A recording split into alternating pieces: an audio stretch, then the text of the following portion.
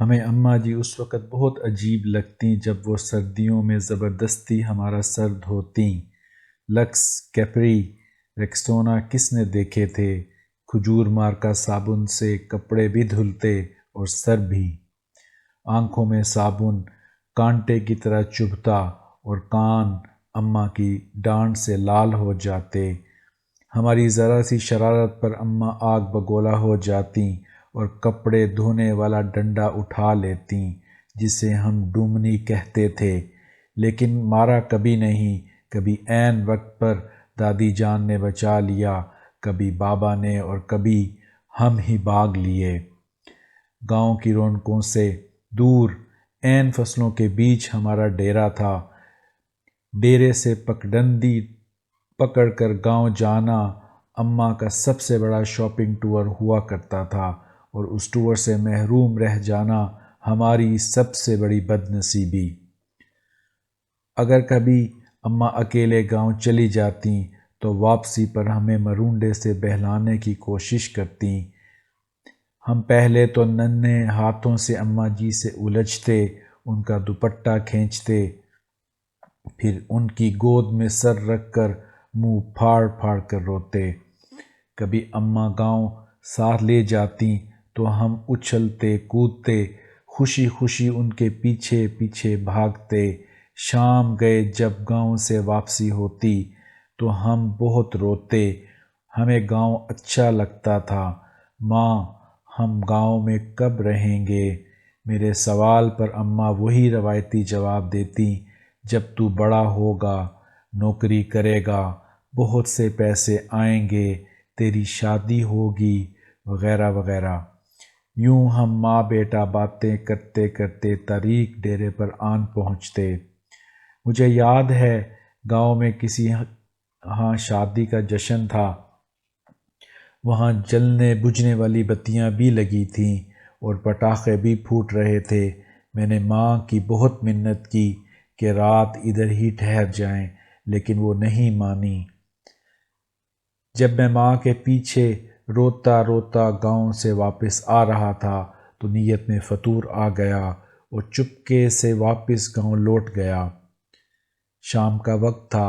ماں کو بہت دیر بعد میری گمشدگی کا اندازہ ہوا۔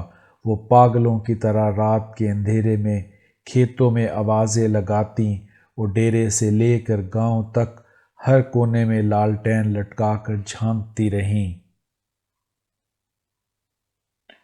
رات گئے جب میں شادی والے گھر سے بازیاب ہوا تو وہ شیرنی کی طرح مجھ پر حملہ آور ہوئیں۔ اس رات اگر گاؤں کی عورتیں مجھے نہ بچاتیں تو اماں مجھے مار ہی ڈالتیں۔ ایک بار ابو جی داتا حضور حاضری کے لیے لاہور گئے ہوئے تھے۔ میں اس وقت 7 سال کا تھا۔ مجھے شدید بخار ہو گیا۔ اماں جی نے مجھے گرم چادر میں لپیٹ کر کندھے پر اٹھایا اور کھیتوں سے گزرتی 3 کلومیٹر دور گاؤں کے ڈاکٹر کو دکھانے لے گئیں۔ واپسی پر ایک کھالے کو پھلانگتے ہوئے وہ کھیت میں گر گئیں، لیکن مجھے بچا لیا۔ انہیں شاید گھٹنے پر چوٹ آئی۔ ان کے منہ سے میرے لیے حسبی اللہ نکلا۔ یہ واقعہ میری زندگی کی سب سے پرانی یادداشتوں میں سے ایک ہے۔ یقیناً وہ بڑی ہمت والی خاتون تھیں اور آخری سانس تک محنت مشقت کی چکی پیستی رہیں۔ پھر جانے کب میں بڑا ہو گیا اور اماں سے بہت دور چلا گیا۔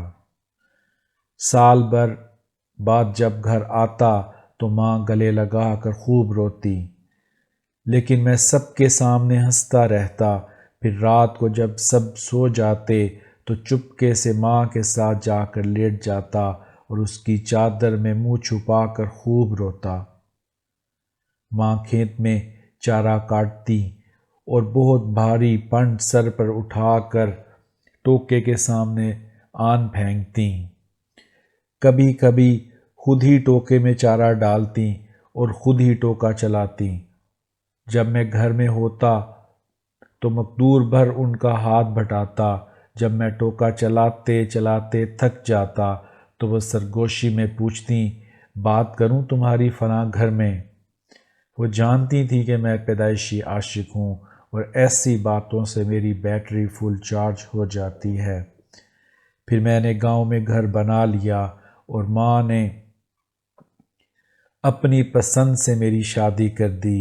میں فیملی لے کر شہر چلا آیا اور ماں نے گاؤں میں اپنی الگ دنیا بسا لی۔ وہ میرے پہلے بیٹے کی پیدائش پر شہر میں آئیں۔ میں نے انہیں راوی کی سیر بھی کرائی۔ راوی کنارے چائے پیتے ہوئے انہوں نے کہا، اس دریا سے تو ہمارے گاؤں کا چھپڑ زیادہ خوبصورت لگتا ہے۔ ماں بیمار ہوئیں تو میں چھٹی پر ہی تھا۔ انہیں کئی دن تک بسکوبان کھلا کر سمجھاتا رہا کہ معمولی پیٹ کا درد ہے، جلد افاقہ ہو جائے گا۔ پھر درد بڑھا تو شہر کے بڑے ہسپتال لے گیا، جہاں ڈاکٹر نے بتایا کہ جگر کا کینسر آخری سٹیج پر ہے۔ خون کی فوری ضرورت محسوس ہوئی تو میں خود بلڈ بینک میں بیڈ پر جا لیٹا۔ ماں کو پتہ چلا تو اس نے دکھ سے دیکھ کر اتنا کہا، کیوں دیا خون؟ خرید لاتا کہیں سے پاگل کہیں کا۔ میں بمشکل اتنا کہہ سکا، اماں، خون کی چند بوندوں سے تو وہ قرض بھی ادا نہیں ہو سکتا جو آپ مجھے اٹھا کر گاؤں کے ڈاکٹر کے پاس لے کر گئی تھیں اور واپسی پر کھالا پھلانگتے ہوئے گر گئی تھیں۔ وہ کھلکھلا کر ہنسیں تو میں نے کہا، اماں، مجھے معاف کر دینا، میں تیری خدمت نہیں کر سکا۔ مجھے نہیں یاد کہ میں نے شاید ہی اپنی ماں کی خدمت کی ہوگی، وقت ہی نہیں ملا، لیکن وہ بہت فراخ دل تھیں۔ بستر مرگ پر جب بار بار میں اپنی کوتاہیوں کی ان سے معافی طلب کر رہا تھا تو کہنے لگیں، میں راضی ہوں بیٹا۔ کاہے کو بار بار معافی مانگتا ہے؟ ماں نے میرے سامنے خالق حقیقی سے جا ملی، لیکن میں رویا نہیں۔ دوسرے دن سر بھاری ہونے لگا تو قبرستان چلا گیا اور قبر پر بیٹھ کر منہ پھاڑ کر رویا۔ ماں سے بچھڑے مدت ہو گئی، اب بھی یقین نہیں آتا کہ ماں اس دنیا میں نہیں۔ آج بیت اللہ کا طواف کرتے ہوئے پٹھانوں اور سوڈانیوں کے ہاتھوں فٹ بال بنتا بنتا جانے کیسے دیوار کعبہ سے جا لگا۔ یوں لگا جیسے مدتوں بعد ایک بار پھر ماں کی گود میں پہنچ گیا ہوں۔ وہی سکون جو ماں کی گود میں آتا تھا، وہی اپنائیت، وہی محبت جس میں خوف کا عنصر بھی شامل تھا۔